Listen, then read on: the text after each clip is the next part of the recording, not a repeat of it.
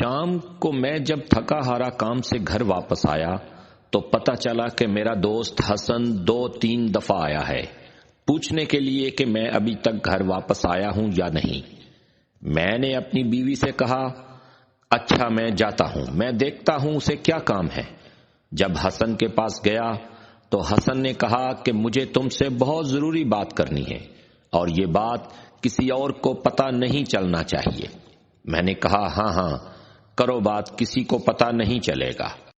اس نے کہا کہ شفیق نے آج میری چھوٹی بہن کو گلی میں جاتے ہوئے مذاق کیا ہے اور میں بہت غصے میں ہوں، شفیق کو میں گولی مار دوں گا۔ میں نے کہا نہیں حسن، اس طرح مت کرو، میں اس سے بات کرتا ہوں، اس کے بعد اس کے باپ سے بات کریں گے، کچھ نہ کچھ اس کا حل نکال لیں گے کہ آئندہ سے وہ اس طرح کی کوئی حرکت نہ کرے۔ ہم سب محلے دار ہیں، اس کے باپ سے بات کریں گے تو اس کا کچھ نہ کچھ حل نکل آئے گا، انشاءاللہ آئندہ سے وہ ایسا نہیں کرے گا۔ حسن بہت غصے میں تھا، کہنے لگا میں آئندہ سے اس کو ایسا کرنے کے قابل ہی نہیں چھوڑوں گا۔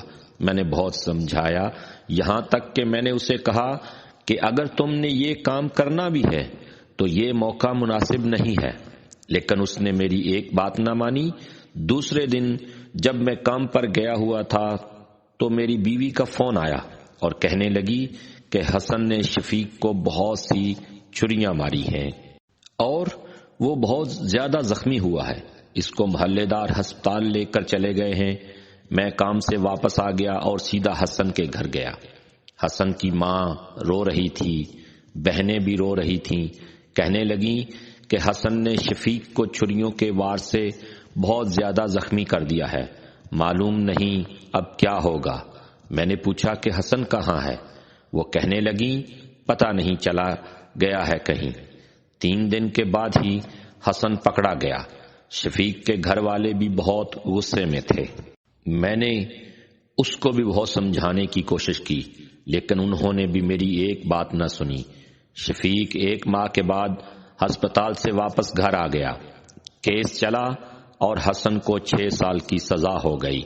حسن کا باپ فوت ہو چکا تھا اور حسن 2 بہنوں کا اکیلا بھائی تھا، ماں اور 2 بہنوں کا اکیلا وارث۔ میں نے حسن کے گھر والوں کی بہت مدد کی لیکن میں پھر بھی مستقل سب نہ کر سکا۔ ایک دن میری بیوی نے بتایا بہت سے مرد حسن کے گھر میں آتے جاتے دیکھے جا رہے ہیں اور اب تو محلے داروں نے باتیں کرنا شروع کر دی ہیں کہ حسن کی بہنیں اپنا جسم بیچ کر گھر چلا رہی ہیں۔ میں نے کہا کہ نہیں، ایسا نہیں ہو سکتا، میں پتہ کرتا ہوں۔ جب میں نے حسن کی ماں اور بہنوں سے بات کی تو وہ رونے لگیں اور کہنے لگیں کہ بھائی جان یہ سب غلط ہے، ہم قرآن پر ہاتھ رکھ کر کہہ سکتی ہیں کہ میں اور میری بہن ہم ایسا کچھ نہیں کرتے ہیں، یہ سب بہتان ہے۔ لیکن میں نے دیکھا کہ حسن کی ماں خاموش بیٹھی رہی اور کہنے لگی لوگوں کی تو عادت ہے بات کرنا، لوگوں کا کیا ہے، یہ تو خود بھی کسی کی مدد نہیں کرتے اور کسی کو بھی نہیں کرنے دیتے۔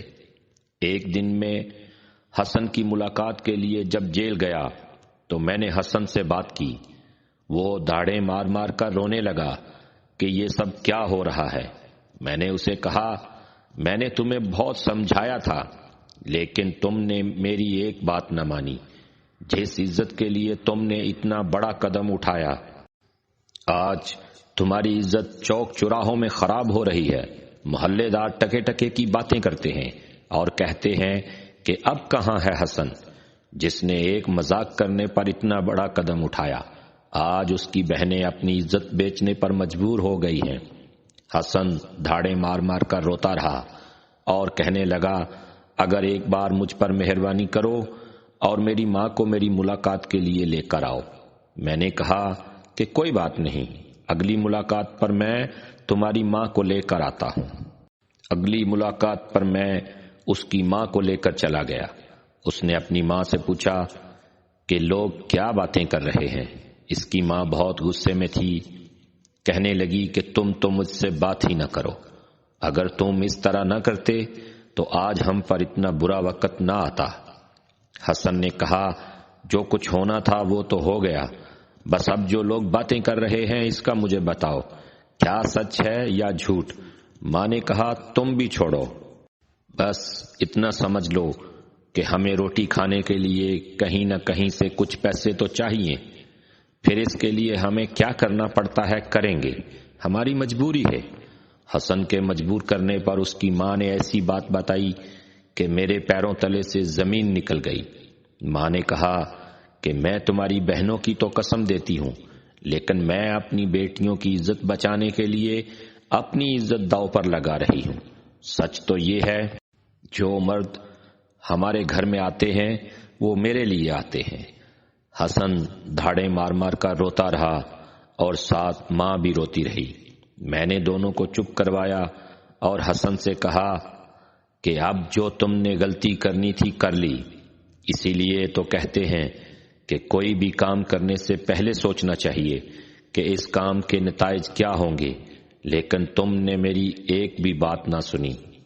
وہ حسن جو اپنی بہن کو کسی کا مذاق کرنا برداشت نہیں کرتا تھا، اس حسن کو آج یہ دن دیکھنا پڑ رہا تھا کہ اس کی ماں کو گھر کی ضروریات پوری کرنے کے لیے آج اپنی عزت تک بیچنا پڑ رہی تھی، اور حسن کچھ بھی کر نہیں پا رہا تھا۔